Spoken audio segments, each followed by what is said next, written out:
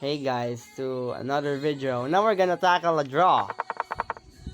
I hate draws, but this game is actually what do you say? What do you call this?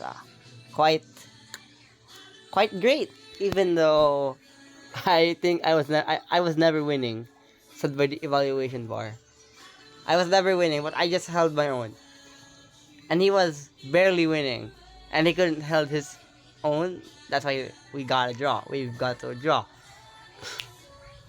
We played a really weird opening. So that opening is what I call the old Benoni defense. But he played something like this weird variation. I don't really know this. And because of that, I played like normal moves. E5, kicking the knight out.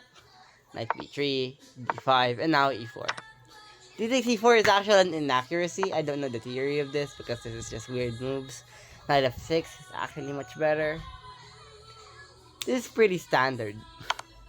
Now queen takes d8, king takes d8, knight to c3, knight c f6, bishop g5, and now knight c6. My first mistake. I did realize that this was a mistake. Yeah, a really bad mistake. I also just realized that I didn't do a proper intro, so sorry for that, guys. It's Drei analysis. And we're tackling this draw. Knight c6 is a bad move because bishop e6 is much better. Knight takes e4 is a miss because there's just casting kingside check. And the difference with bishop to e6 first, after casting kingside check, there's knight to d7. And now you're actually just protecting and you can castle very safely. That's the theory behind it. But after knight c6, he missed casting kingside check. Queenside check. My bad. It's actually casting queenside. Now after knight takes e4, I played bishop e7, defending the knight. Casting kingside check. And now king to c7. It's important to understand that the king should move. Not the bishop should block the queen. Because after bishop takes f6, g takes f6, there's knight ce5. Bishop takes e5, knight takes e5, and you're completely down a bishop. Already a loss of a bishop. So we gotta analyze that, okay? So king to c7, and now knight takes f6. That's an inaccuracy, even though you're trying to double the enemy spawns. G takes f6, bishop e3, and now bishop e6 developing. b6 much better, but still fine. Bishop e2, rook a d8, challenging the opposite rook for the file. And now c3, rook h g8, g3, and now f5, trying to push attack. b6 much better, but still h4, f6, king c2, bishop d6, bishop f3, and now f4. I played f4, b6 still best move. I played f4, I wanted to make the position like open, crack it in, like, you know. And now after g takes, e takes, bishop d4.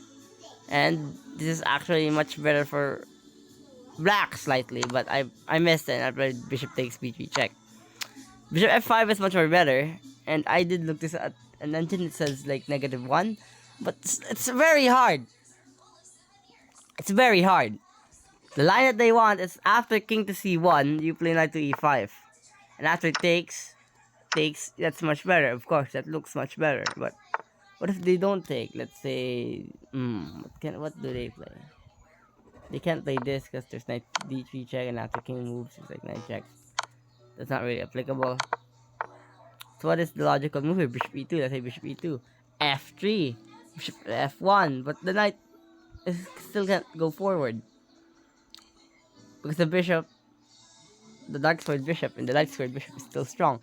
So king to b8, defending the pawn, h5, and now bishop to c7 or h6, bishop c7. It's still a very hard game, so I tried to simplify it. Bishop takes bg check, a takes, and now knight takes d4 check. It's an inaccuracy, yes, bishop e5 is much better, but I'm just trying to trade. Rook takes d4, bishop e5, rook takes d8, rook takes d8, and now h5 an inaccuracy. Yes, rook to a1 is much better.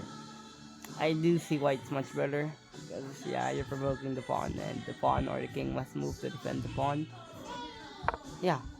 G8. King to d3. Has now lost the advantage. Just h6 is much better. Now, h6 is a very hard move to find. Because you're trying... You're trying to take space. And for the pawn to be a weakness so that the light squared bishop could attack it. Now h6, avoiding that to happen, and now king to e4. Rook a1 still much better, now rook g5. h5 is much better, and I played rook to g5 just because I wanted to protect the f5 square. Now rook d1, bishop d6, with plans of check, bishop king to d3, bishop to c5 attacking the pawn, king to e2, rook to e5 check, king to f1, and now a6. I play a6, a5 is still much better, but it's trying to annihilate the idea of b4. And now rook to d2, bishop a7, rook to d1, rook to g5, rook to d3, stalling, you see? b4 is much better still, trying to improve the position. And now after rook a5, I've had enough. a5 is still better, king to e2, rook e5 check, king to f1. It's just a bit more stalling. And now I play rook a1. Well, he plays rook d1, you know, bishop d4 is much better trying to attack. Because you have to realize, I don't have an attack. Thus, you should attack. That move would have led to king to c6. And now check here, because king to 7, not something like rook here, because there's rook to b1, and then like bishop back, and then rook h1, and then bishop back, and then rook h2, and rook g7, and rook h2. It's a very complicated line. But he wants to trade, and I want that trade. And this eventually leads to a drawn endgame. Still a drawn endgame. Methodical. You should try to analyze this. It's a methodical endgame because this leads to me having 3 pawns for 2. And me being unable to proceed the game because 3 versus 1, but me being unable to proceed the game because I have doubled pawns, and the opposite colored bishops is just a draw. And that's the draw. I hope you enjoyed Drei's analysis. This Drei's analysis. I hope you enjoyed that. Even though this isn't a win for me, this is still very educational game. A very accurate game, to say the least.